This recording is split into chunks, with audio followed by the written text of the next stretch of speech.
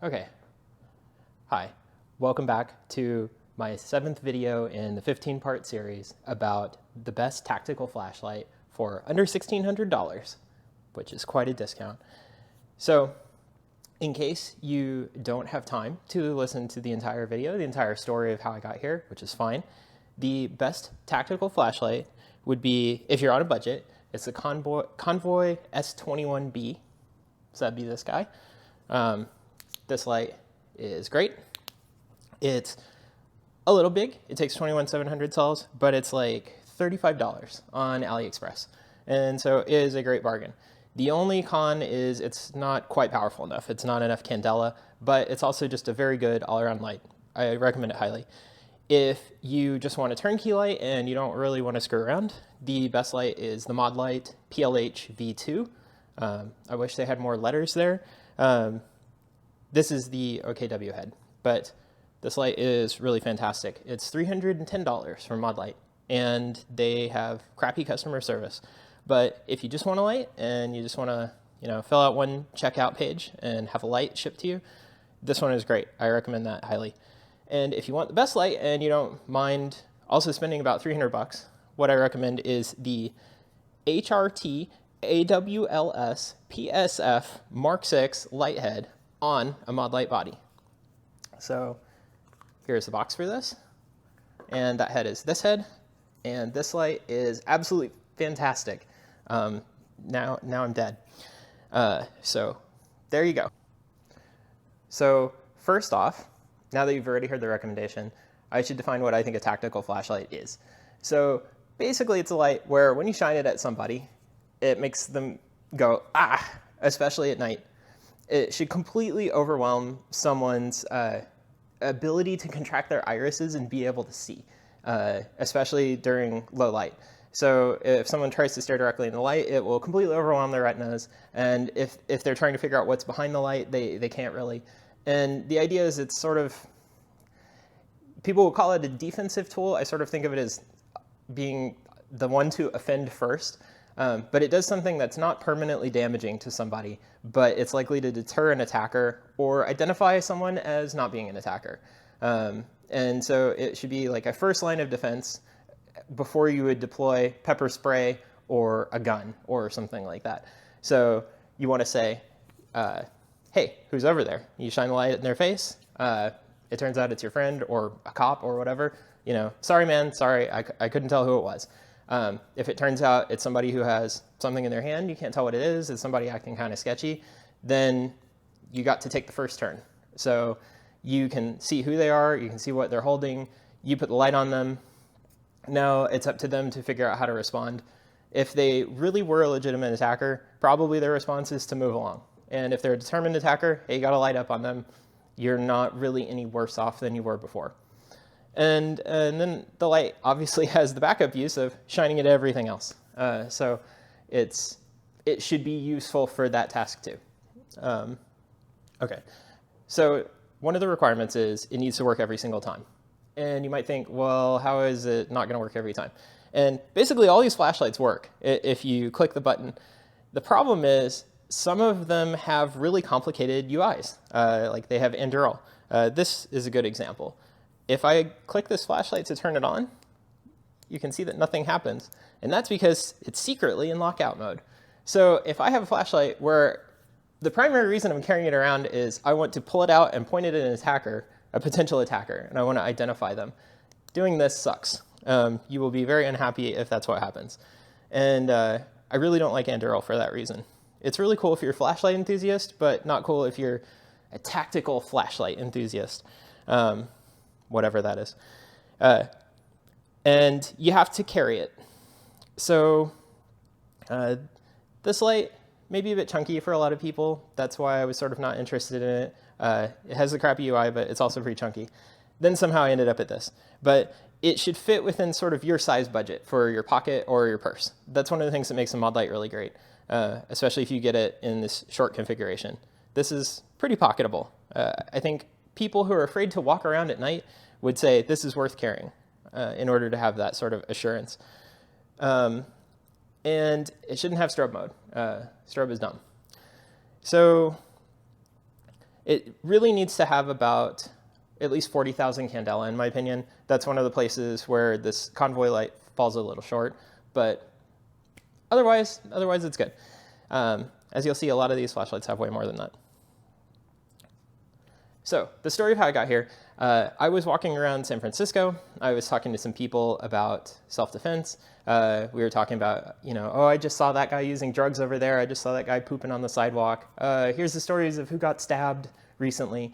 And then all the San Francisco residents would tell me, oh, the city is, it's not that dangerous. It's pretty safe. And I guess it's because they hadn't been killed yet. But anyway, the city seemed very palpably dangerous to me. And so I was carrying this little light that I brought with me to travel. This is a 3-night T1. It has, I don't know, 1 candela. It's pretty pathetic. Here, if I shine it myself, you can probably see that I'm doing that. Not a very impressive spot. And it's a tiny little guy.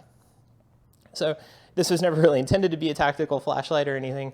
And so I turned this on. I was like, oh, you should get a good light and carry pepper spray. And I showed them this, and then I was like, this is completely underwhelming at night. So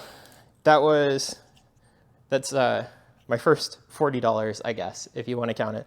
I have an Olight Warrior Mini 2. So this flashlight's sort of, I think some people would consider this at the threshold of tactical. It has instant turbo. Here's me shining it at myself. It's okay. It's not really blinding. Yeah, it has an annoying UI where sometimes it's hard to turn off.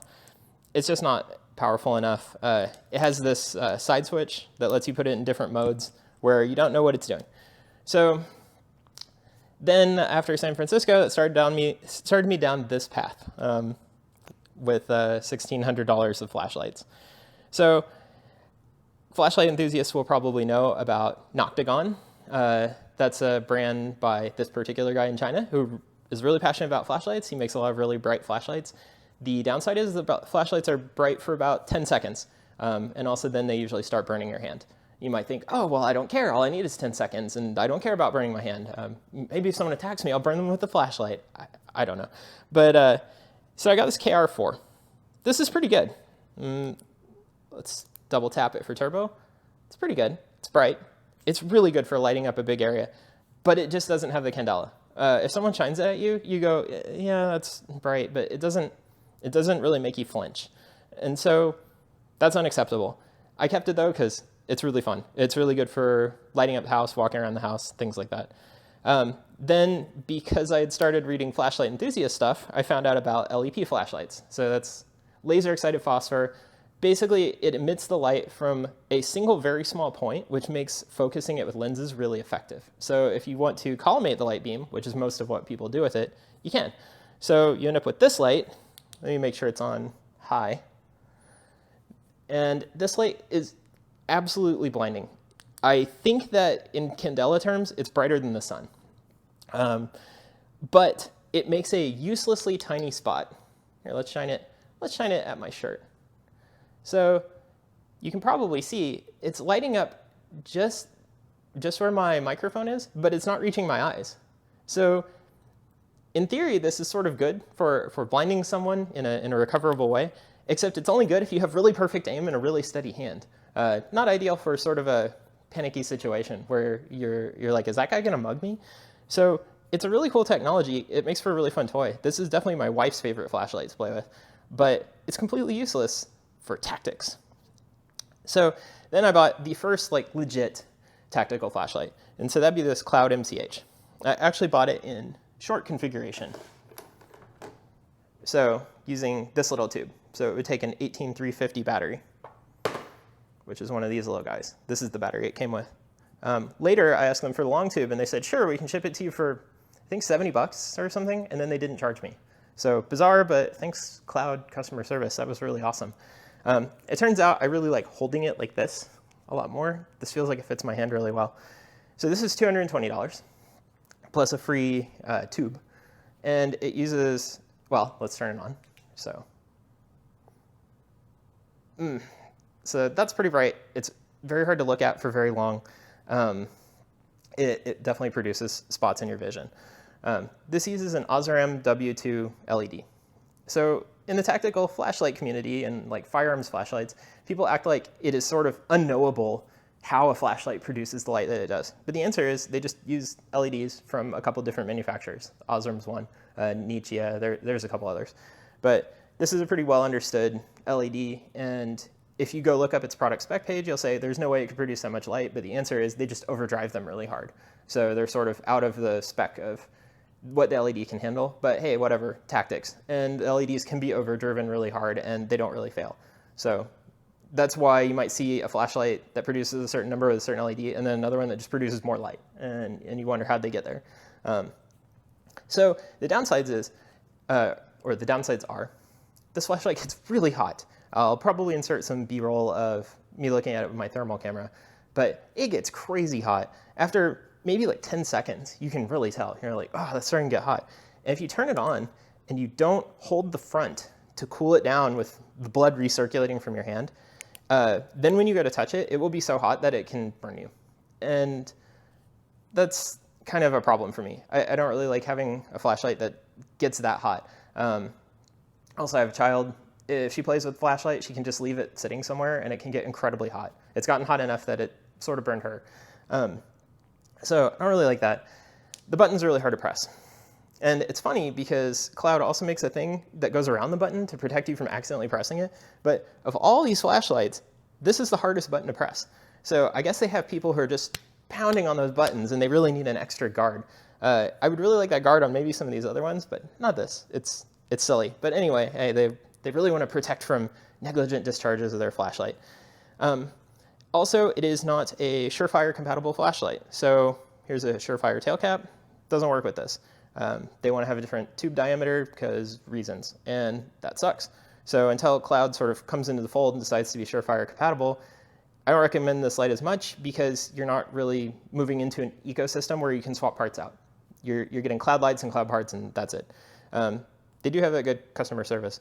The other thing is this light has, I guess, what I would call twist to fail. So hopefully you can see that it's on.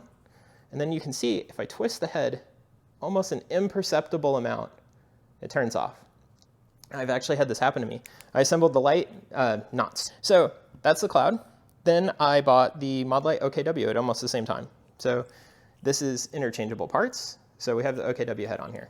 So I'm going to shine it myself. Probably almost die. Yeah, that's really bright.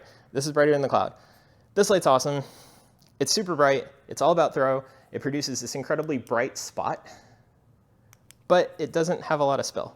And Modlite makes two different heads. One is about spill, one is about throw. This is the one for throw. And it uses an Osram W1 emitter, which is more about throw, less about spill. The problem with it is it sort of doesn't put out as much light. And so that's where you run into this sort of mission creep or scope creep with a tactical flashlight. You say, well, you know, my tactics, this is going to be really good for my tactics. But then if you do something like go walk outside around your neighborhood at night, this light's very unimpressive for like lighting up the ground. It's just not very bright. And that's where you start saying, I want more lumens. I want just more light, and I might be willing to sacrifice some throw for it. So then I bought the Noctagon KR1. Let's get this out of lockout mode. There we go. All right, this light was the brightest light I had for a while. This light is super bright. It uses one W2 LED, but it drives it really hard, and it uses a really big reflector in order to focus a lot of that light.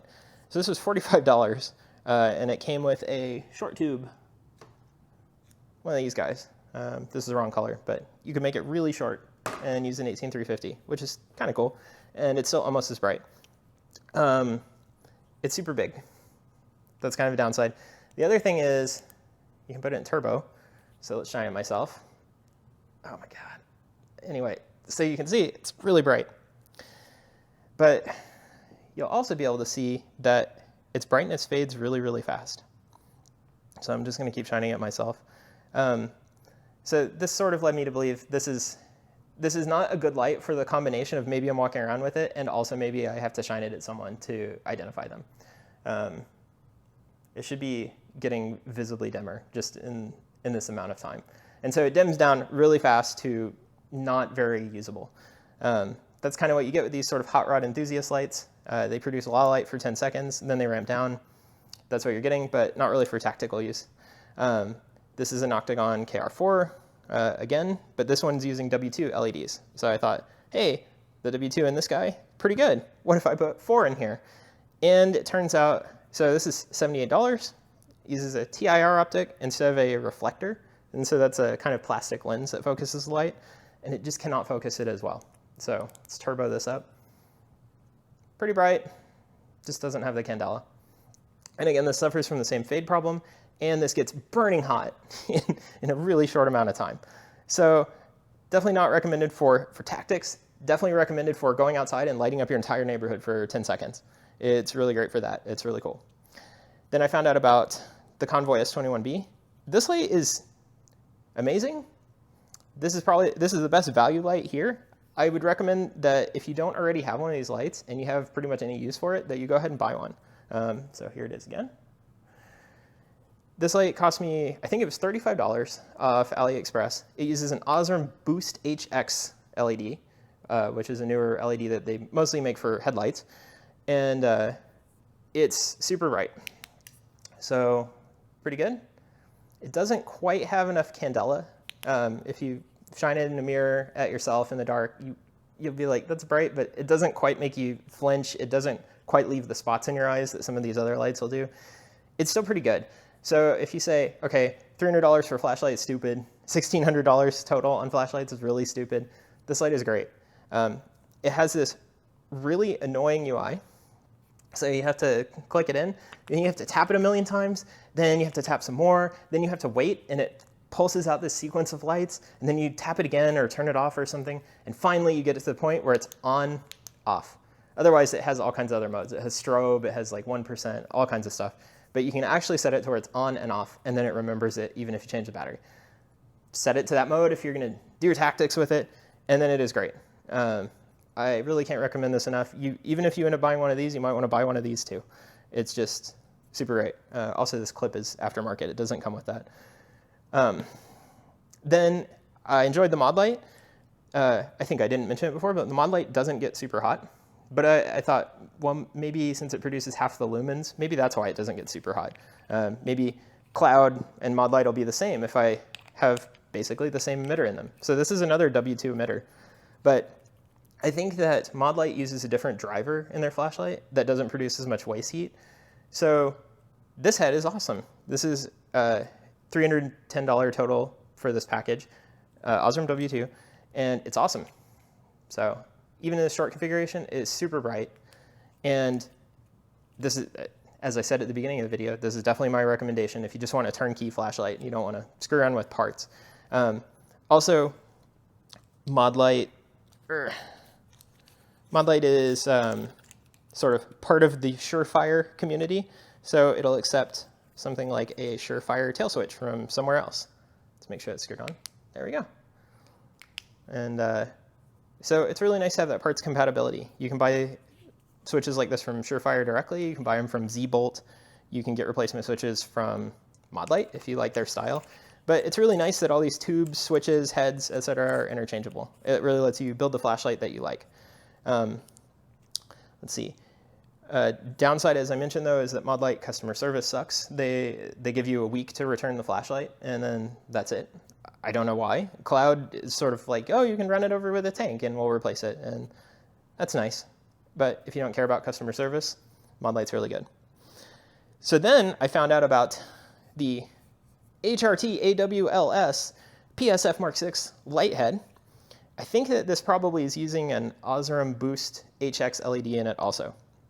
So it's like this guy, but a bigger head with a bigger, deeper reflector, and I'm pretty sure they're driving it a lot harder. And this light is just, it's hands down the best one. Here's a little box that came in. It claims 1,700 lumens, which is a lot. It claims 90,000 candela, which is more than pretty much everything here except for the LEP light.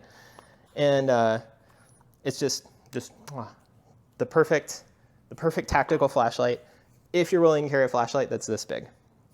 So let's turn that on, and now I'm going to blind myself. So yeah, so it's super bright. This light is awesome. I love carrying this. I love using this just around the neighborhood. I love using it to look at the other end of my house to make sure that I lock the doors in the middle of the night. I love using it to see stuff really far away in the yard. I can identify deer and stuff. It's so great. It's so great at shining a huge amount of light really far away. It's really good at identifying targets. You can shine it at a car with the headlights on and it'll punch right through the windshield. It's fantastic. The only real downside is this head's kind of big. So what kind of happened is, first off, I was like, oh, I need a really small light. I need a little 18-350 and I need the narrowest head diameter so that I'll actually carry it. And what I gradually found out is I'm not a small guy and I don't mind carrying a light where I can just wrap my whole hand around it and carry it like this. And this is pretty great. And it still fits in my pocket. It's not really a big deal. Not everyone will feel the same way, but if you do, this light is amazing. So some extra recommendations. Some people get these therm switchback things. This is like a little plastic ring and clip. And the idea here is you're gonna be doing your tactics, always carrying the light in your left hand, and then you see an attacker and you have to draw your gun, and then you're gonna flip this around and hold it with your pistol. And sure, I think that's probably happened 0 times ever in a civilian defensive gun use. So I don't know. It doesn't seem very useful for the tactics there. But it turns out that these things are really fun. It's like $10, I think. And so I recommend getting one of these on your lights anyway, just because it's really fun to do this with it. I just do this so much, and I don't know, I really enjoy it. And it's nice to have this clip in your pocket. It sort of locates the flashlight, so you put your hand on it and you can always grab it and it's in the same place. I don't think it's very useful. Also, it looks like some kind of pathetic plastic brass knuckle thing. I don't think anyone would want to use it for that. But anyway, to build this tactical, really it's fun. I recommend one of those. Surefire compatibility is really awesome. That's why I could take this head that's meant solely for a weapon light and just screw it onto a Modlite body. This Modlite body was about $100 and the head's $200. So you can just sort of mix and match, build your own light. I don't have a black Modlite body, so it looks kind of stupid, but hey, it's really bright, so who cares? Okay, and I think that's about it for my story of the flashlights. I went from here to here, and now I have this flashlight that is just great. I should also note, it doesn't get too hot. So if this looks like the kind of thing you'd be interested in, I fully recommend one of these. I guess I'll have links in the description to all these if you want to buy them. I don't have any referrer codes or anything. I'm just sort of interested in having a really bright light to shine in people's faces, I guess. So anyway, I hope you enjoyed my rambling discussion about all the different flashlights I bought, how I wasted a bunch of money to get here. It's sort of been fun. It's really neat to have a bunch of flashlights. I don't know why. I talked to my wife about this. Why do people collect pocket knives and purses and stuff? I don't know. But anyway, I've really enjoyed having all these. That's why I haven't returned them all. I recommend most of these. None of them are really that bad, but this is definitely the winner. So anyway, thanks for watching, and please look forward to parts 8 through 15 once I produce those and buy $10,000 more of flashlights.